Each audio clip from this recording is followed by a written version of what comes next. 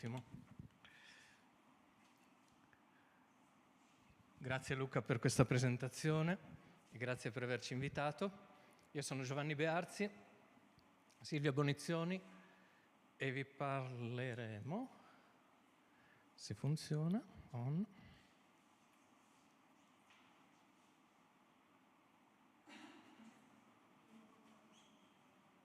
Ok. Vi parleremo di delfini in un Mediterraneo che cambia e in particolare in un Adriatico che cambia. Lavoriamo da diversi anni nelle acque del Veneto e studiamo i delfini del Veneto in un'area di 3.000 km² che però sono gli stessi anche del Friuli, perché poi si spostano fino al Golfo di Trieste. E quindi parleremo di questa zona che, come vedete, rispetto al resto del Mediterraneo è molto poco profonda. È un mare semichiuso, molto particolare, un bacino isolato dal resto del Mediterraneo, caratterizzato da una bassissima profondità. E volevo cominciare parlando di questi capodogli. Nel 2009 Silvia e io abitavamo in Puglia e abbiamo abitato lì per diversi anni.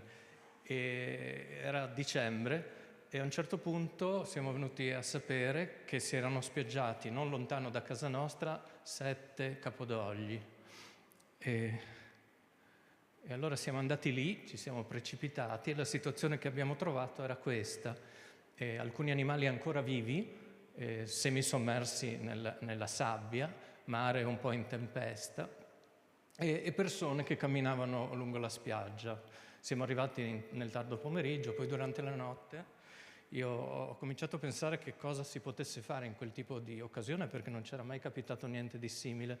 E allora durante la notte abbiamo organizzato un survey basato su interviste e la nostra idea lì è stata di intervistare le persone che camminavano sulla spiaggia in presenza di questi animali, a quel punto già morti, perché la mattina dopo erano già tutti morti, 7 capodogli, e già cominciavano, come vedete, a decomporsi, quindi anche un cattivo odore, sangue e così via. Una situazione molto forte emotivamente. E Silvia, insieme a quest'altro collega, hanno intervistato 118 persone. Abbiamo chiesto, secondo lei, perché si sono spiaggiati questi animali? E chiaramente nessuno lo sapeva a quel punto, perché era appena successo. Però le risposte sono state queste: sonar militari, inquinamento, rumore, cambiamenti climatici. Cioè il 44% delle persone, senza saperne nulla, hanno ipotizzato che le cause fossero dovute al comportamento umano e solo il 20% non antropogeniche. Poi abbiamo chiesto cosa si poteva fare ai capodogli spiaggiati vivi e il 70% delle persone hanno sostenuto che potevano e dovevano essere salvati, il 20% che non potevano. In quelle circostanze era effettivamente molto difficile pensare a un salvataggio, perché sono morti molto rapidamente e perché erano praticamente sepolti nella sabbia, animali pesantissimi con il mare in tempesta. Però insomma la percezione delle persone era questa. E poi abbiamo chiesto come secondo loro potevano essere salvati. E il 76% degli intervistati sostenevano che si poteva sollevarli con degli elicotteri o trascinarli al largo con delle barche. Insomma, poi alla fine abbiamo chiesto la domanda più importante per noi: che cosa prova per questi animali spiaggiati?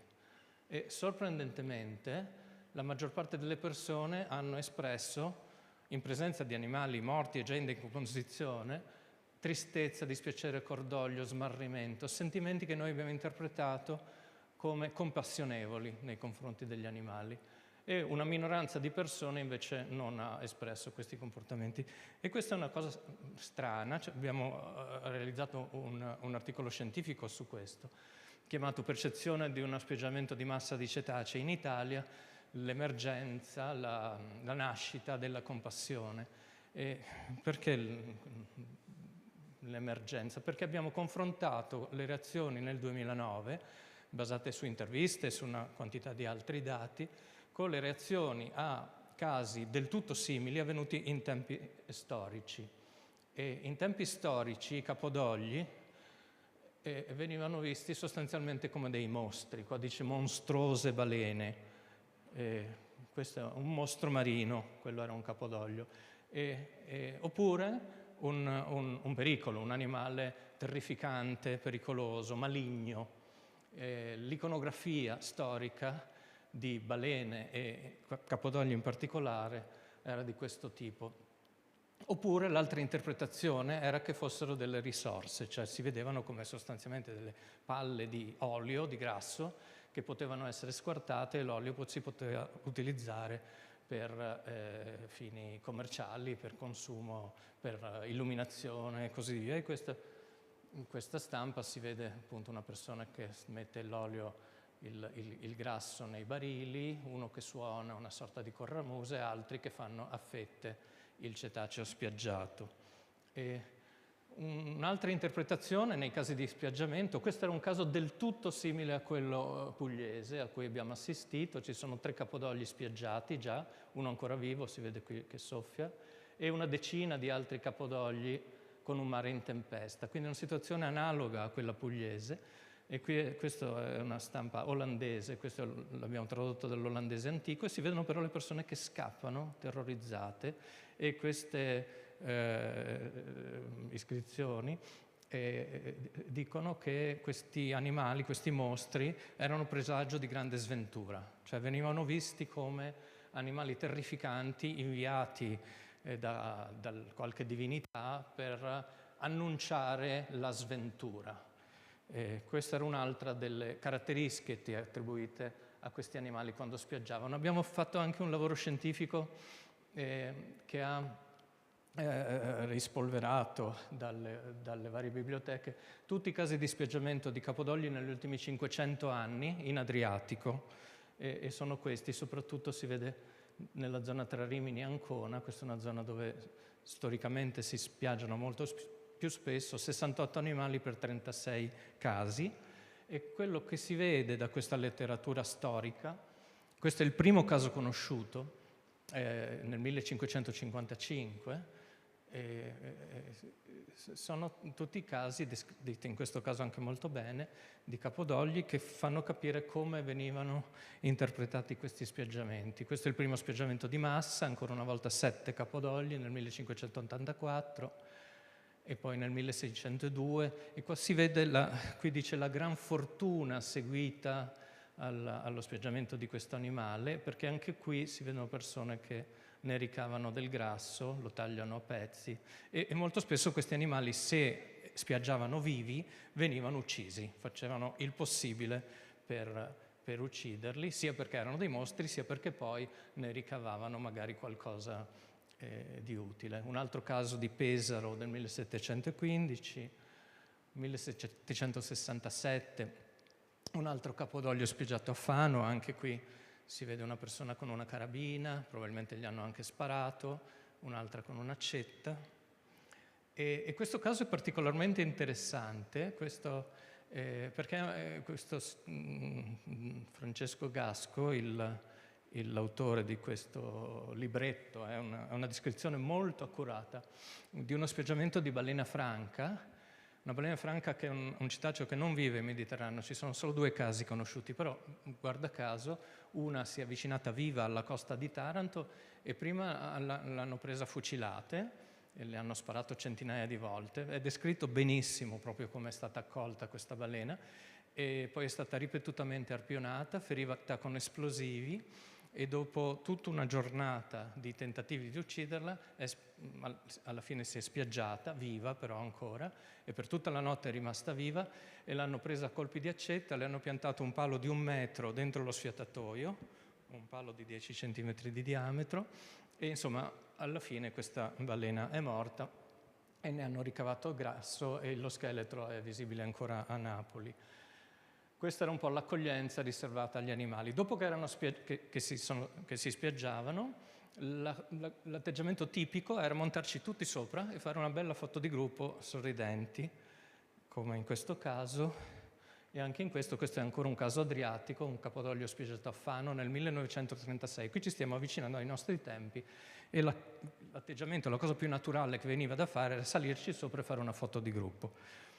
E nel 1938, un altro caso, anche qui persone che ci salgono sopra per fare la foto di gruppo, più qui si vede questo ragazzino, qua dice il Capodoglio dava ancora segni di vita, tuttavia un balilla gli è salito in groppa, sfidando gli spruzzi d'acqua che dalle narici il cetaceo, ormai impotente, lanciava con evidente ira. C'è un Capodoglio morente che qui, secondo il giornalista, esprimeva ira cercando di respirare poi, perché non sono spruzzi d'acqua, ma sono dei respiri.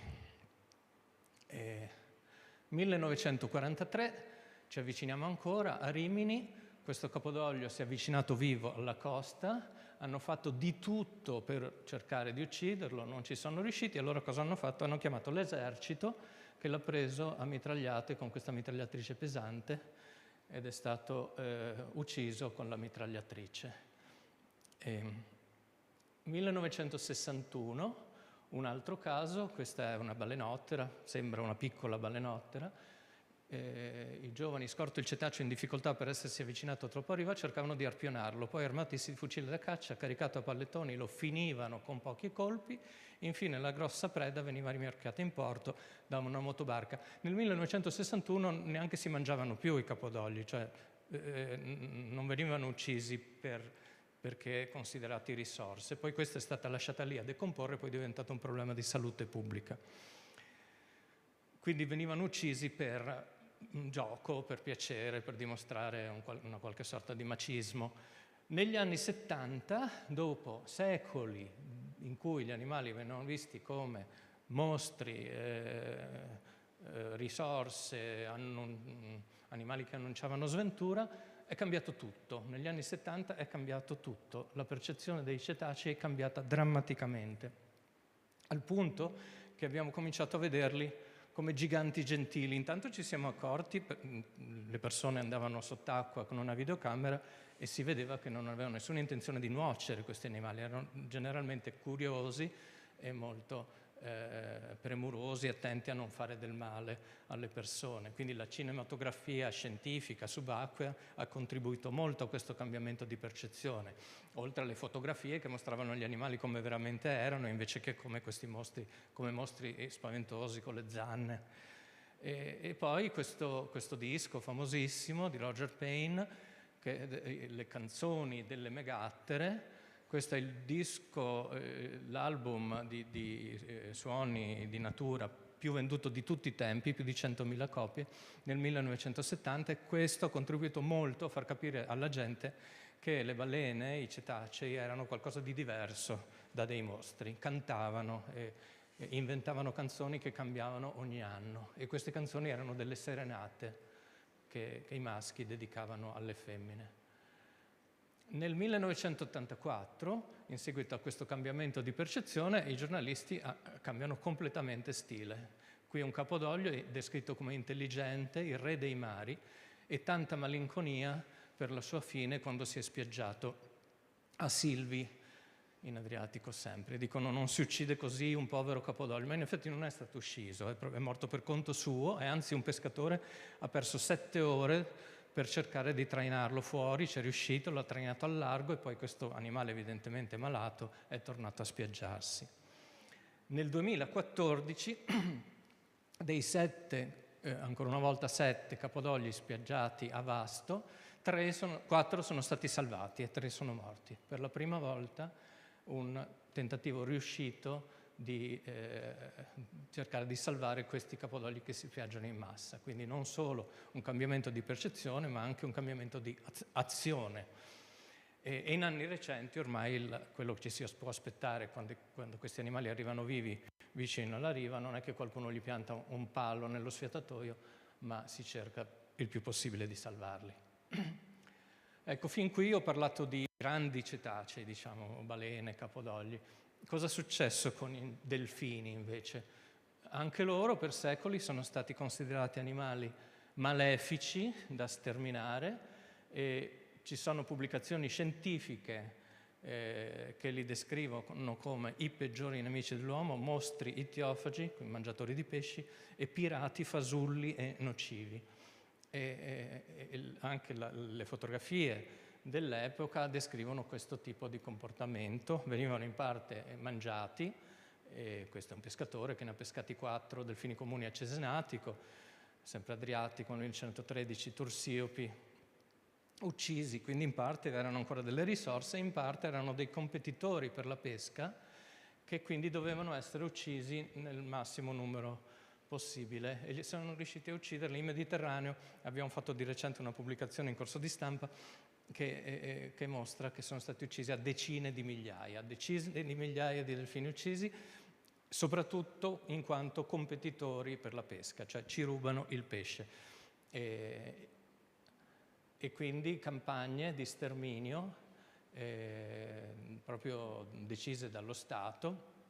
Sono stati anche scomunicati dal Papa, cioè un Papa ha scomunicato il delfino in quanto maligno, e spesso veniva chiamato l'esercito, che con mitragliatori pesanti e imbarcazioni da guerra praticamente veniva proprio incaricato, questo è un caso, una stampa francese, di uccidere più delfini possibili, e sono riusciti a ucciderne veramente tanti, al punto probabilmente da compromettere la sopravvivenza di alcune popolazioni, tra cui il delfino comune, che comune non è più.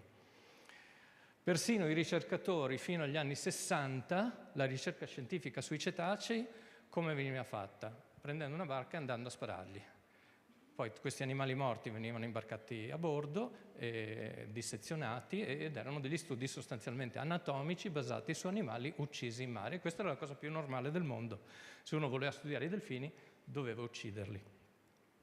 E anche qui è cambiato tutto tra gli anni 60 e gli anni 70, grazie a, o per via di, cose come Flipper, questo documentario su un delfino, un tursiope, che è stato girato dal 64 al 67. Nel 67 questo famosissimo libro di John Lilly, in italiano si chiama L'intelligenza dei delfini, il titolo originale è The Mind of the Dolphin, la mente del delfino, e dice A non-human intelligence, un'intelligenza non umana. Questo John Lilly è stato il fautore un po' del mito dell'intelligenza sensazionale dei delfini, descritta come addirittura superumana, in modo molto fantasioso, diciamo. E nel 73 questo film, Il giorno del delfino, in italiano, con questi buffi delfini che parlavano con gli uomini. Non so se l'avete visto, è molto curioso, perché proprio si sentono i delfini che parlano inglese. E quindi anche qui, in anni recenti, quello che ci si aspetta se si spiaggiano dei cetacei è che la gente vada a salvarli, a volte con successo. Ecco, ovviamente, questo ho descritto un po' il caso mediterraneo, quello che è successo, diciamo, in Italia e in altri paesi del mondo, ma ci sono ancora, tuttora, molte eccezioni. L'eccezione europea, danese, è quella delle isole Faroe, dove ancora oggi vengono fatti questi, si chiamano drive hunt, cioè i gruppi di cetacei vengono spinti in una baia e lì vengono massacrati. Ora sono anche tossici, cioè non sono più adatti per il consumo umano, però insomma è tradizione fare così. Nella famosa baia di Taiji in Giappone, dove i delfini vengono uccisi in modo analogo, o anche catturati vivi per poi venderli ai delfinari. E in Brasile vengono usati, si chiama inia, è un delfino di fiume molto strano, rosa, e queste inie vengono uccise per farne esca, per catturare pesci gatto. I pesci gatti vanno matti per la carne di questi animali. O in Perù vengono usati sempre come esca per catturare gli squali. Quindi ci sono ancora paesi del mondo dove è molto comune, dove è pratica comune uccidere i delfini, e naturalmente la baleneria in alcuni paesi è ancora in voga. Baleneria commerciale, Norvegia, Islanda e Giappone sono ancora paesi balenieri. Quindi queste sono un po' le eccezioni, ma diciamo che in generale le uccisioni intenzionali, cioè quest'idea che i cetacei andassero massacrati e sterminati in numero più grande possibile, è decisamente in declino, e invece sono subentrati altri problemi che magari in passato erano meno sentiti. La pesca, e oggi parleremo soprattutto di questo, degrado ambientale, rumore e tutti i problemi di cui siamo a conoscenza, cambiamenti climatici e via dicendo. E il concetto storico, diciamo, l'approccio alle risorse del mare da parte dell'uomo è stato per secoli del tipo che queste risorse non c'è niente che possiamo fare per comprometterle, cioè il mare ha delle risorse inesauribili. Pescavamo pesci grandi come questi ed eravamo convinti che non potessimo fare nulla per intaccare le popolazioni ittiche marine. E oggi è molto difficile anche solo immaginare che cosa potessero essere i mari nei secoli scorsi, ma foto storiche di questo genere ce lo ricordano. Guardate la taglia media di questi pesci. Questa era una pescata normale a quei tempi, e oggi la taglia media dei pesci, se andate nei porti pescherecci, è generalmente molto molto inferiore. E questo è Ernest Hemingway, che era un patito di pesca big game, di pesca grossa e di caccia grossa, famoso e fiero cacciatore, con alcune delle sue prede. E Hemingway ha passato gran parte della vita a pescare questo tipo di pesci, tonni, pesci vela, eccetera. E qui si vede lui già più vecchio, questa è una foto del 1956. Hemingway è morto nel 1961 e io sono nato nel 1963, ho 60 anni oggi, e quando sono nato eravamo 3 miliardi di persone e oggi siamo più di 8 miliardi, quindi si sono aggiunti a 5 miliardi di persone nel corso della mia vita, e questo ha avuto un impatto, e uno degli impatti è stato aumentare la pressione di pesca, cioè tutti vogliono mangiare carne e pesce, le flotte sono diventate sempre più grandi e hanno utilizzato tecnologie sempre più avanzate, e questo ha portato a situazioni di scarsa sostenibilità. In particolare il Mediterraneo, questo è un report della FAO recente, è il mare del mondo dove c'è la maggior percentuale di pesca non sostenibile. Attualmente l'ultimo rapporto della FAO, che è del 2022, sostiene che in Mediterraneo il 63% della pesca non è sostenibile.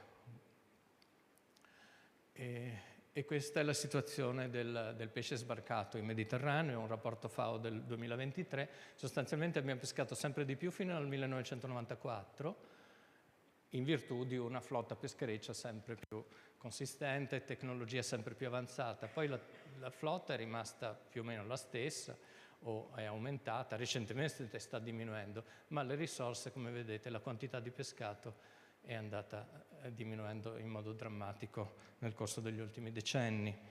E in mare Adriatico in particolare, in una situazione già piuttosto delicata come quella del Mediterraneo, l'Adriatico è descritto come il mare più esposto a stress multipli, pesca, sovrasfruttamento, inquinamento. E ancora più in particolare il mare Adriatico è il mare del mondo in cui si strascica di più, cioè la pesca a strascico, che sostanzialmente sono delle reti che arano il mare, trascinate da pescherecci con motori molto potenti. L'Adriatico è il mare che ha la maggior quantità di pesca a strascico, e questo ha portato a un degrado del fondale, ovviamente, perché queste reti arano il fondale marino,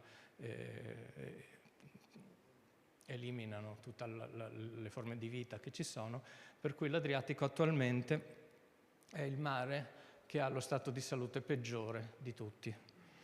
E che cosa significa questo? Meno predatori, quindi meno grandi pesci, come abbiamo visto prima.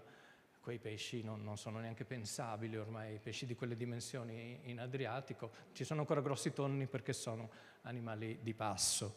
Minore biodiversità e minore resilienza, vuol dire che il mare diventa meno capace di sopportare dei cambiamenti. Cioè è più facile che si verificano dei collassi in presenza di cambiamenti. Ecco, per esempio gli elasmobranchi, cioè squali e razze, in Adriatico sono diminuiti del 94% in soli 60 anni, nel corso della mia vita ancora più o meno, 94% di razze e squali in meno in Adriatico. E per quanto riguarda i delfini, questo è sono delfini comuni e sono praticamente spariti dall'Adriatico. Non ce ne sono più. Erano animali estremamente comuni che sono stati uccisi anche loro a migliaia nelle coste dell'ex Jugoslavia e in Italia, e oggi non ce ne sono quasi più, sono molto rari. Invece continua a sopravvivere il tursiope. Il tursiope è un po' il gabbiano della situazione, diciamo, l'animale opportunista, adattabile, che se la cava sempre in qualche modo. Se non c'è un pesce ne mangia un altro, e se non c'è neanche quello va a prenderlo dalle reti. E noi studiamo questi tursiopi. Nel 2004 avevamo fatto questa pubblicazione che descriveva la situazione dei cetacei dell'Adriatico e la scomparsa del delfino comune e le cause di questa scomparsa. 20 anni dopo, nei primi mesi di quest'anno, abbiamo pubblicato un altro lavoro che si propone più o meno di fare la stessa cosa, un aggiornamento sullo stato dei cetacei dell'Adriatico, e anche qui si è visto che il delfino comune non si è più ripreso dai massacri e dalla situazione di degrado. Continua a esserci il tursiope, che è un animale che io ho cominciato a studiare nel 1986, con tecnologia zero, cioè diapositive, non c'erano i GPS, non c'erano i telefoni cellulari, quindi cominciando proprio ed è lo studio sui delfini più longevo del Mediterraneo, e continua ancora oggi. Io non ne faccio più parte, viene portato avanti da colleghi croati, però insomma è uno studio molto longevo, e a volte vedono ancora i delfini che avevo identificato io all'epoca. Ecco, nel 2018, più di recente, Silvia e io abbiamo fatto partire un progetto più focalizzato sulle acque del Veneto, che si chiama appunto Delfini del Veneto, e quindi passo la parola a lei che ve ne parla.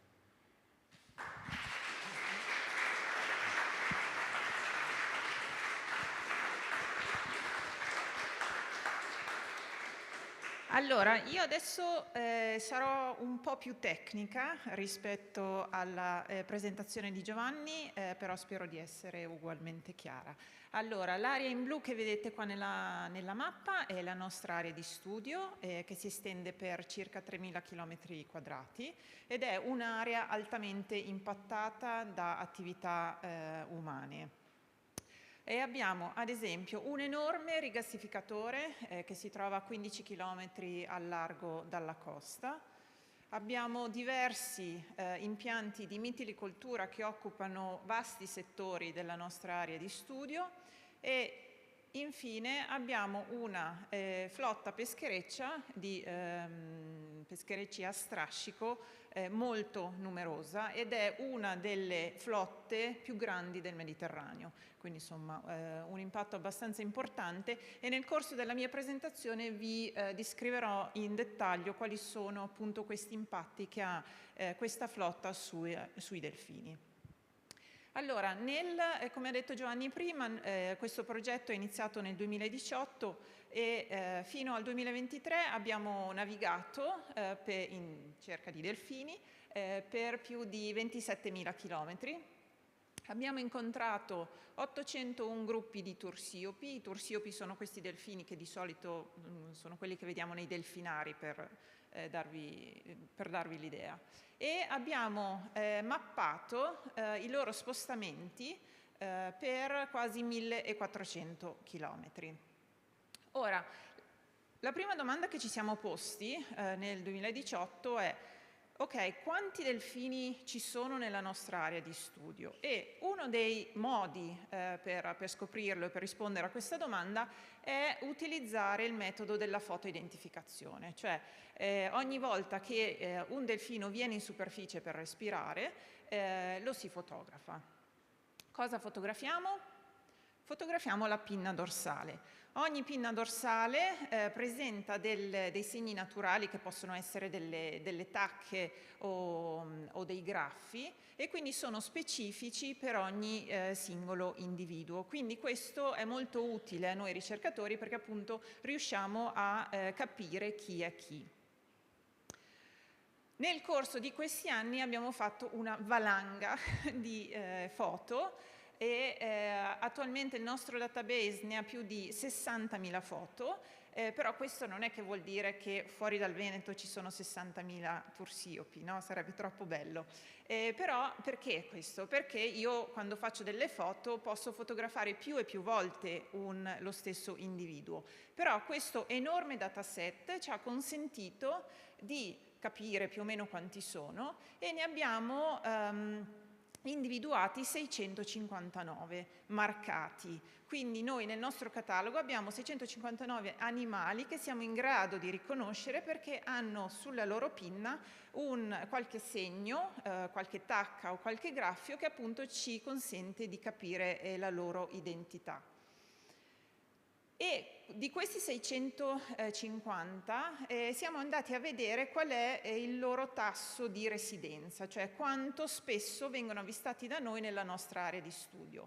Adesso questa è una tabellina che non vado nei dettagli, però il succo di questa tabella è per dire che è una popolazione aperta, perché 1/3 di questi 600 animali è stato visto solo un anno, quindi gli animali nella parte inferiore della tabella. Quindi sono animali che passano nella nostra area di studio, se ne vanno e poi noi non li rivediamo più. Mentre ce ne sono altri nella parte superiore della tabella che invece vengono avvistati tutti gli anni. Quindi abbiamo una parte della popolazione che sono animali residenti e altri appunto transienti. Inoltre abbiamo fatto delle analisi statistiche che si basano su appunto tutte le foto che abbiamo fatto e queste analisi ci hanno confermato che nella nostra area di studio annualmente passano circa 600 animali, che non sono sempre 600 tutti lì e sempre tutti gli stessi, però diciamo appunto annualmente circa noi possiamo avvistare 600 delfini. La seconda domanda è stata, ok, adesso sappiamo più o meno quanti sono, ma dove sono? Nel senso, che aree frequentano, che zone frequentano all'interno del mare che noi stiamo monitorando. E per fare questo adesso vi accompagno passo passo fino alla risposta a questa domanda.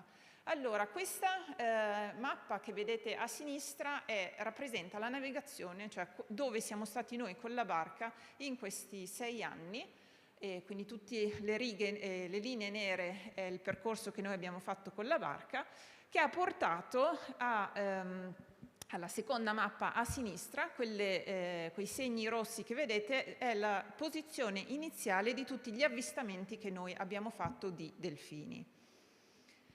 Qui altre 2 mappe, a sinistra vi dà un'informazione sulla taglia dei gruppi, taglia iniziale del gruppo, e il gruppo può essere dal semplice singolo animale a gruppi, abbiamo incontrato gruppi anche fino a 70 animali, ed è sempre una cosa molto bella vedere 70 animali tutti insieme. E poi appunto, come vi dicevo prima, mentre noi siamo con loro mappiamo proprio tutti i loro spostamenti, quindi prendiamo la posizione geografica e siamo in grado di produrre queste mappine qui, dove tutti i ghirigori che vedete in rosso sono i movimenti che i delfini hanno fatto mentre noi li stavamo seguendo.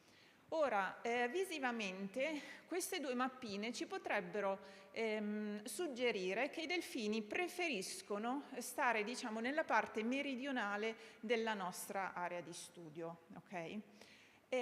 Però ci sono molti fattori da tenere in considerazione quando si fa ricerca in mare, per arrivare anche a delle conclusioni che siano conclusioni credibili.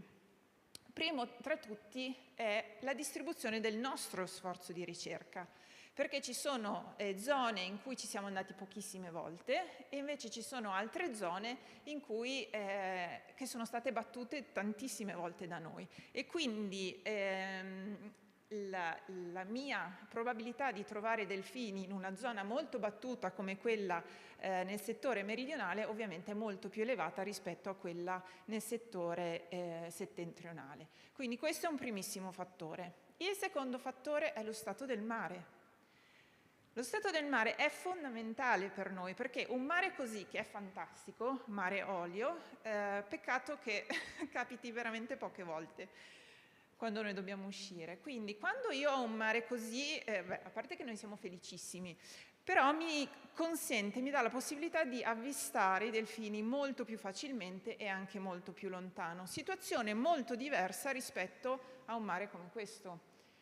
Io di solito quando noi avvistiamo, non è che si vede sempre il delfino che salta come nei film o come nei delfinari. Quello che vedi solitamente è una pinna dorsale, cioè una cosa alta 20 centimetri. Capite bene che un mare mosso me la può coprire dalle onde e quindi le mie possibilità di vederlo sono molto inferiori.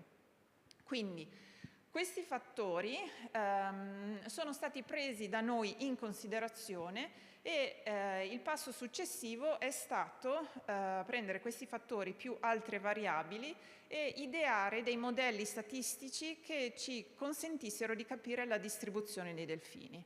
Quindi ci sono tutta una serie di variabili che possono essere geografiche, ecologiche e così via, e quindi le prime due, vi ho già parlato, stato del mare e sforzo di osservazione. Poi ce ne sono tante altre, ma oggi vi parlerò più nello specifico di questa, cioè della presenza e dell'attività di questi pescherecci a strascico che battono la nostra area di studio.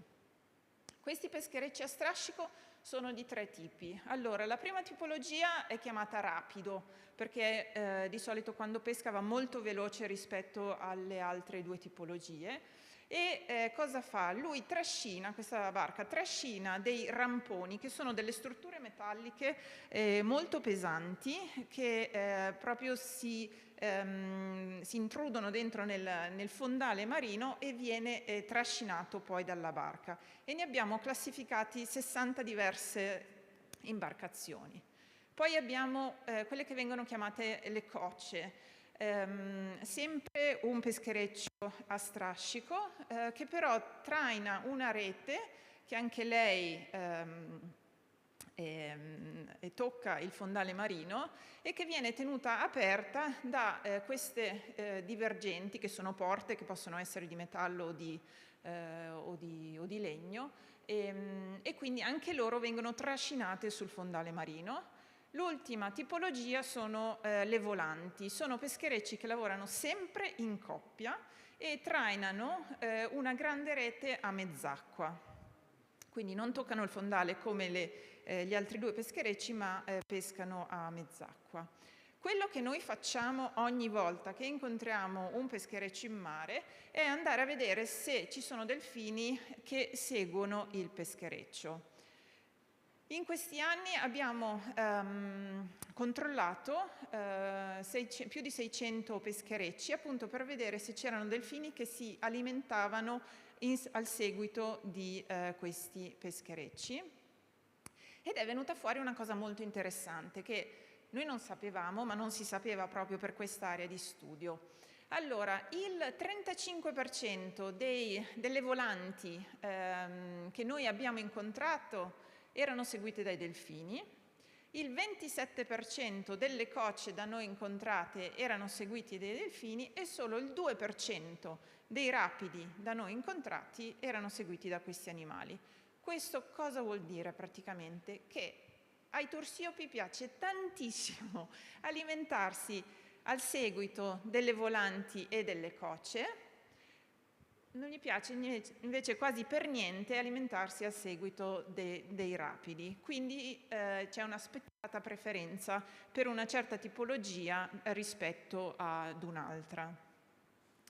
E inoltre una cosa che abbiamo visto e che ci ha lasciato abbastanza scioccati è che quasi il 40% del tempo che noi abbiamo passato a prendere dati su questi delfini, i delfini lo passavano alimentandosi, seguendo i pescherecci. Cioè, se voi ci pensate, il 40% del vostro tempo è tantissimo.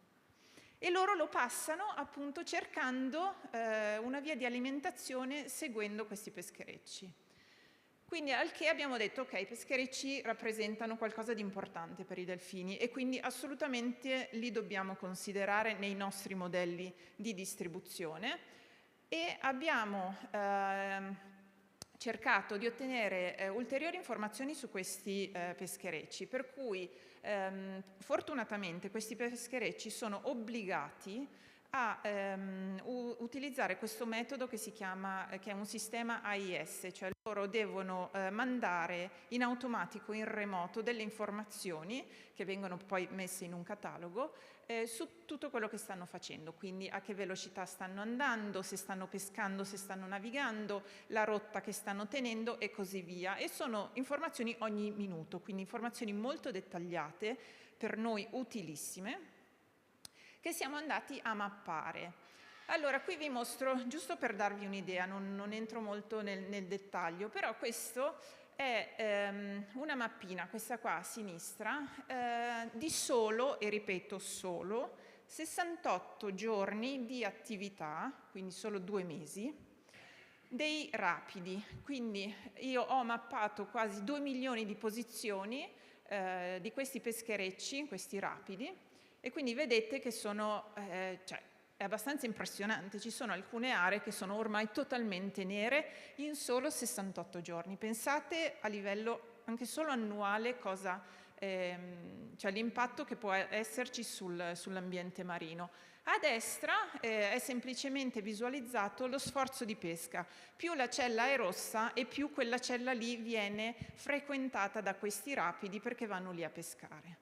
Questo per il rapido, questo per la coccia, quasi 3 milioni di posizioni, anche qua stesso concetto, più la cella è rossa più si pesca, e come vedete lo sforzo di pesca non è che sia tanto cambiato, cioè ci sono zone sempre completamente nere.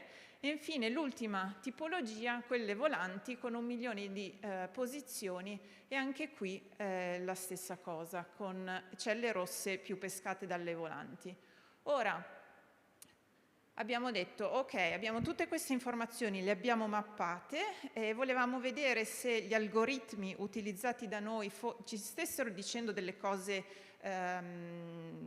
giuste, per cui a campione siamo andati a controllare e fortunatamente è venuto fuori che il risultato era affidabile, addirittura dal 97 al 100%, quindi insomma analisi di cui possiamo anche andare abbastanza fieri, direi. E cosa abbiamo detto? Assolutamente mettiamo tutte queste informazioni relative ai pescherecci nei nostri modelli statistici. Ho passato mesi a cercare di programmare con questo linguaggio molto antipatico, però utilissimo, per appunto cercare di fare questi programmi che ci dessero poi che cosa? Che ci dessero un modello predittivo, cioè che ci potesse dire dove i delfini sono distribuiti non solo nella nostra area di studio, cioè non solo in quest'area all'interno della linea tratteggiata, ma anche fuori, per un'area totale di 6.600 km². E quello che è venuto fuori è che questa è la mappina, nei giorni di strascico, cioè quando i pescherecci lavorano. Per farla breve, più la cella è rossa e più io ho probabilità di trovare i delfini in quella cella lì. Celle blu invece vuol dire probabilità ridotta al minimo.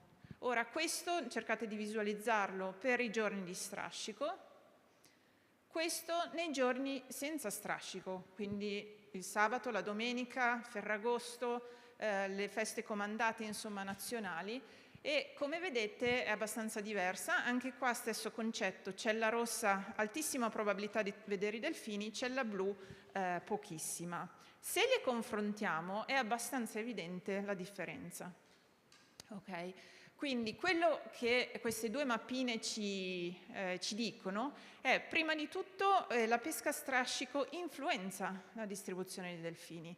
Okay? Questo non si sapeva assolutamente per questa area, e in più i delfini utilizzano delle zone diverse a seconda se ci sono i pescherecci oppure no. E voi adesso vi direte, vabbè, perché questa cosa è importante? È assolutamente importantissima per 3 motivi. Allora, il primo motivo è che adesso sappiamo quali sono le aree importanti per i delfini, cosa che prima assolutamente non sapevamo. Perché questo è importante? Perché è importante sapere le zone che piacciono loro, perché un domani, se noi volessimo fare delle misure di gestione, delle misure di conservazione a favore dell'ambiente marino e soprattutto a favore di questi animali, sappiamo appunto quali aree sono più importanti per loro. Inoltre tutto questo si colloca un po', cioè diciamo è un semino in più di conoscenza che noi abbiamo per un ambito un pochino più globale della situazione, perché questi animali hanno sviluppato una forma di adattamento impressionante, ok? Cioè, poveretti, sono costretti a condividere il loro ambiente con noi e quindi loro hanno trovato questa scappatoia per riuscire a vivere e ad alimentarsi. Però se ci pensate è una forma di adattamento che siamo quasi abituati a vedere nel nostro ambiente terrestre, perché quando passano trattori e arano i campi, spesso si vedono aironi, garzette, gabbiani, che fanno esattamente la stessa cosa, seguono i trattori e cercano di mangiare i vermetti o insomma le loro prede che vengono esposte dall'operazione del trattore. Ma è anche molto simile a quello che fanno alcuni mammiferi selvatici quando trovano il nostro zaino abbandonato oppure quando trovano i nostri scarti, come questi cinghiali, le volpi nelle città o addirittura anche gli orsi polari. Anche qui stessa forma di adattamento. Facendo un passettino indietro, quindi tornando nel nostro ambiente marino, io vi ho parlato del tursiope prima, però il tursiope, sì, bellissimo così, però non è che è speciale, perché ci sono anche altre specie di cetacei, qui vedete il capodoglio, l'iperodonte boreale e l'orca, che si sono abituati a seguire i pescherecci a strascico, pescherecci a circuizione, palamiti, quindi indipendentemente dalla tipologia dell'attrezzo di pesca, questi cetacei si sono adattati a sfruttare la presenza dei pescherecci. Giovanni nel 2019 ha cercato di fare un riassunto per appunto andare a vedere tutta la tipologia di adattamenti che gli odontoceti fanno, infatti proprio il titolo è Gli adattamenti degli odontoceti all'impatto umano e viceversa.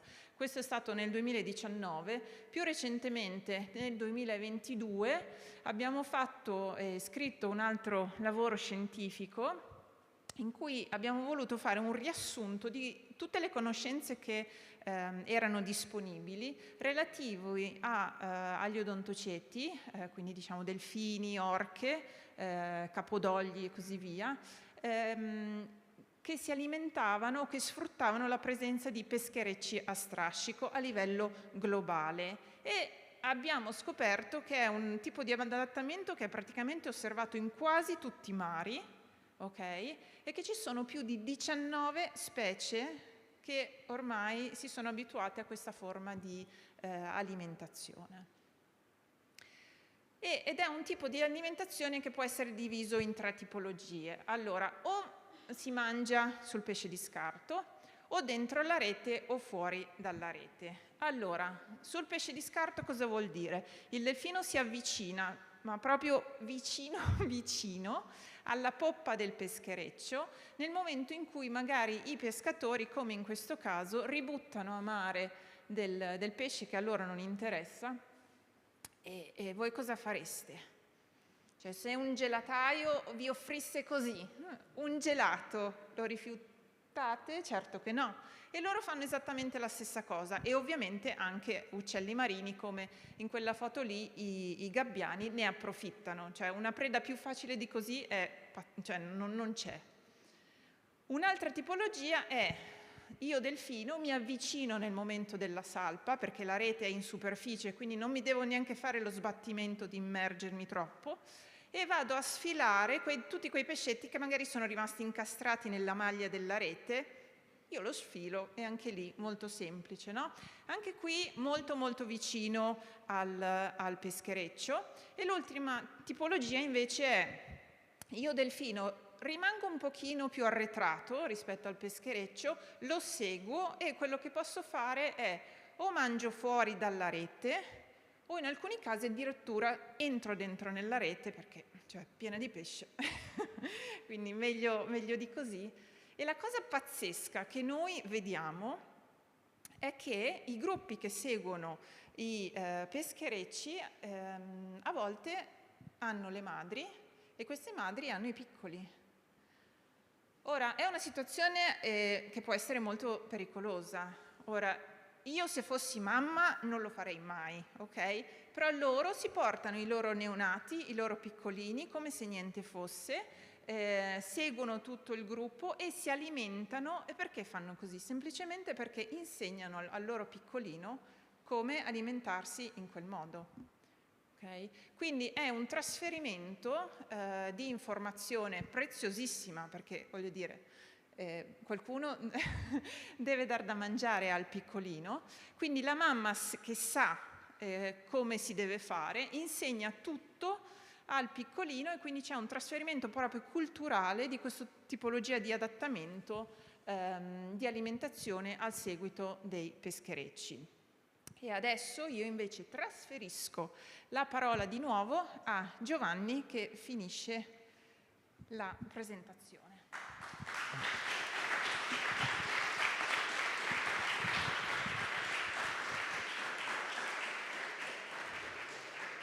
Ecco, Silvia parlava dei rischi. Pensate che questa cosa è stata studiata in Australia, ma in reti del tutto analoghe a quelle utilizzate in Adriatico. E hanno visto che con delle videocamere subacquee che i delfini possono entrare fino a 25 metri dentro al cono della rete.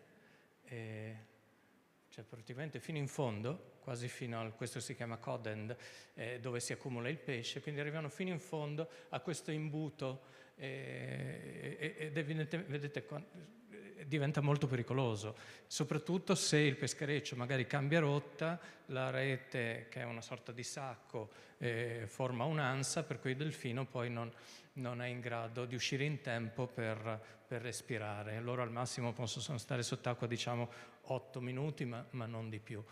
E quindi questo è un comportamento rischioso. Ogni tanto qualche delfino ci lascia le penne, ci rimette, e si ritrovano, il pescatore tira sulla rete, dentro c'è un delfino morto, annegato nella rete. Non succede molto spesso perché questi animali sono estremamente ben adattati, i tursiopi. Con altre specie invece succede decisamente spesso.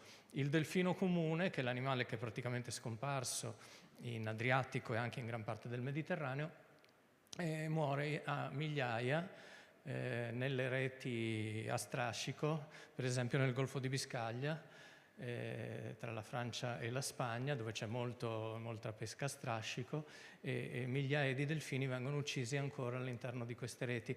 E in generale, diciamo, le interazioni con la pesca sono un problema molto serio per i cetacei, non in particolare per il tursiope nella nostra zona, ma a livello globale un problema gravissimo per molte specie.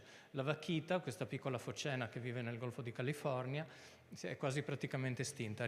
Si stimano 30 esemplari sopravvissuti. Esclusivamente la causa di morte è la morte in questo tipo di reti. Sono reti di nylon molto pericolose per questi animali. Quindi questo è un problema grossissimo per i cetacei. L'altra faccia della medaglia è il problema che i cetacei a volte causano alla pesca, quando per esempio sbocconcellano dei pesci impigliati nella rete o fanno danni alla rete. Ecco, questo problema a volte c'è, a volte non c'è. Noi abbiamo studiato per decenni le interazioni fra tursiopi e allevamenti di pesce in Grecia, in molte zone della Grecia.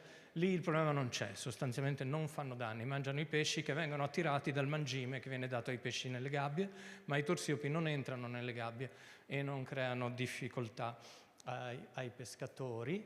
In altri casi invece i problemi ci sono, ma non sono stati quantificati, e questo è veramente incredibile. Non si sa praticamente nulla sulla quantità di pescato che viene prelevata dai delfini o eventuali danni economici. Nel caso dello pesca a strascico, dove queste interazioni sono comunissime, nessuno l'ha mai studiato, e questo è veramente strano. Ma anche se non se ne sa nulla e non si sa quantificare quale sia il danno, c'è questa parola che si usa sempre, depredazione o depredation in inglese. Depredazione, abbiamo scritto una pubblicazione su questo, proprio per dire che in molti casi non è depredazione, non si può definire così. E poi abbiamo sottolineato che depredare, in inglese come in italiano, vuol dire devastare, rubare o saccheggiare, spesso usando la forza. Io ho depredato, in tempo di guerra vado a depredare un villaggio. C'è una parola molto forte, molto carica emotivamente, che molto spesso non dovrebbe essere usata in queste situazioni. E cosa succede poi? Viene usata anche da noi scienziati, è diventata routine usarla per descrivere qualunque tipo di interazione, poi magari i giornalisti leggono questi lavori e lo capiscono proprio così, letteralmente. E si vedono un sacco di articoli di questo tipo. I delfini sono ladri, ci rubano il pesce, finiremo in rovina. I delfini ladri del Mediterraneo rubano il pesce, sono raffinati scippatori, e l'assalto di questi cetacei. Questo è il tono un po' degli articoli nella stampa nazionale: ci rubano il pesce, e l'interazione fra delfini e pescatori viene definita come una lotta. Questa è la stampa, è un articolo in inglese, ma è un giornale italiano, e dice che addirittura i delfini rubano il lavoro ai pescatori e si mangiano tutto il pesce. Ora abbiamo visto che la situazione non è proprio questa, però questo è come viene raccontata. Questo è un vecchio articolo del 98 del Gazzettino, si parla di Caorle, casa nostra. I delfini fanno razzie quotidiane e sono i nemici dei pescatori di Caorle. E dice una specie molto diffusa nei nostri mari, purtroppo non è proprio così. E questo, come abbiamo visto in passato, ha portato a una percezione di delfino come mostro, nemico, animale nocivo, che ha portato a migliaia di uccisioni. Oggi questo è cambiato, c'è una maggiore tolleranza, a noi non è capitato praticamente mai di vedere un'aperta ostilità da parte dei pescatori, tipo che i pescatori sparano ai delfini o cose del genere. Non è questo, però ci sono altri problemi. I delfini vengono spesso descritti come ladri, e soprattutto quello che stiamo facendo è danneggiare il loro ambiente, cioè li uccidiamo molto di meno, non ci sono più le taglie, non ci sono più le campagne di sterminio, però abbiamo devastato il loro mare, impoverito il loro mare. Lo strascico, in particolare, parlando di sostenibilità, che è il tema di questa sera, non può essere definita un'attività sostenibile. Queste reti, questi aratri, nel caso del rapido, creano dei solchi sul fondo marino e praticamente uccidono qualunque forma di vita, con conseguenze drammatiche sull'ecosistema. C'è chi sostiene che pescare a strascico è un po' come andare a funghi con il trattore. Questo è il tipo di cosa. Per prendere poco pesce ormai si crea un danno ambientale enorme. Allora, per concludere, quello che dovremmo fare è cercare di rinunciare almeno alle attività più distruttive. Cioè ci sono certe attività che non dovrebbero avere luogo, anche se sono ormai in qualche modo tradizionali. E questo potrebbe dare al mare e all'Adriatico in particolare la possibilità di ritornare il paradiso che è stato per secoli. E con questo concludo, ma siamo disponibili per eventuali domande. Grazie.